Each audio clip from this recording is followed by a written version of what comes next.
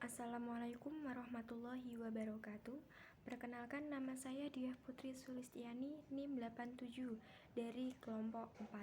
Di sini kelompok kami akan membahas mengenai tema akuntansi penghimpunan dana, akuntansi kas, penempatan pada Bank Indonesia, dan perhitungan bagi hasil.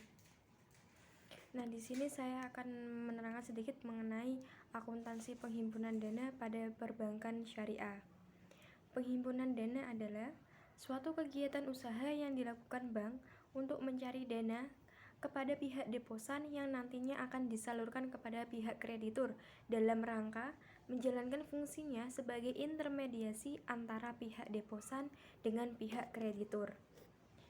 Nah, penghimpunan dana sendiri yaitu dari masyarakat di perbankan syariah menggunakan instrumen yang sama dengan instrumen penghimpunan dana pada perbankan konvensional, yakni ada 3.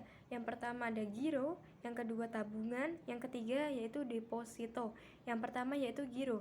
Giro adalah simpanan masyarakat pada bank yang penarikannya dapat dilakukan setiap saat selama saldo simpanan masih ada dengan menggunakan cek, surat perintah pembayaran lainnya, dan bliet giro atau surat perintah pemindah bukuan.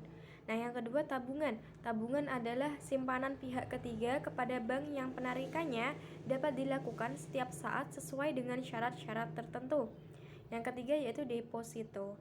Deposito adalah salah satu jenis tabungan yang dibuka oleh bank untuk para nasabah atau masyarakat yang jangka penarikannya mempunyai periode tertentu, yakni 1 bulan, 3 bulan, sampai 12 bulan, dan seterusnya. Ketiga instrumen tersebut biasanya disebut dengan istilah dana pihak ketiga atau DPK.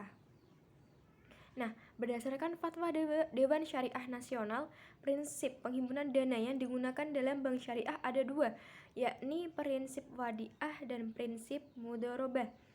Dalam prinsip wadiah tidak menggunakan bagi hasil tetapi menggunakan sistem bonus dengan produknya giro dan tabungan. Sedangkan prinsip mudharabah menggunakan sistem bagi hasil dengan produknya yakni tabungan dan deposito. Nah, dalam penghimpunan dana ini ada prinsip mudharabah dan prinsip wadiah. Yang pertama, penghimpunan dana prinsip mudharabah. Yang pertama ada giro mudharabah, yang kedua ada tabungan mudharabah, dan yang ketiga ada deposito mudharabah. Nah, yang pertama giro mudharabah. Giro mudharabah adalah instrumen penghimpunan dana melalui produk giro yang menggunakan akad mudharabah. Akuntansi giro mudharabah pada prinsipnya sama dengan akuntansi giro wadiah. Pembedanya adalah dalam hal insentif dalam yang diterima oleh nasabah. Nah, yang kedua adalah tabungan mudharabah. Dan di sini ada 2 jenis transaksi tabungan mudharabah, yakni yang pertama transaksi penambahan tabungan mudharabah, yaitu setoran tunai oleh nasabah. Yang kedua adalah transaksi pengurangan tabungan mudharabah, yaitu penarikan tunai oleh nasabah. Nah, yang ketiga yaitu deposito mudharabah, yakni investasi dana berdasarkan akad mudharabah yang tidak bertentangan dengan prinsip syariah, yang penarikannya hanya dapat dilakukan pada waktu tertentu berdasarkan akad antara nasabah dengan bank syariah. Nah, selanjutnya adalah penghimpunan dana menurut prinsip wadiah, yakni ada 2, yang pertama tabungan wadiah dan yang kedua giro wadiah. Tabungan wadiah adalah titipan pihak ketiga pada bank syariah yang penarikannya dapat dilakukan menurut syarat tertentu yang disepakati dengan kuitansi, kartu ATM, sarana perintah pembayaran lainnya, atau dengan cara pemindah bukuan. Nah, yang kedua yakni giro wadiah.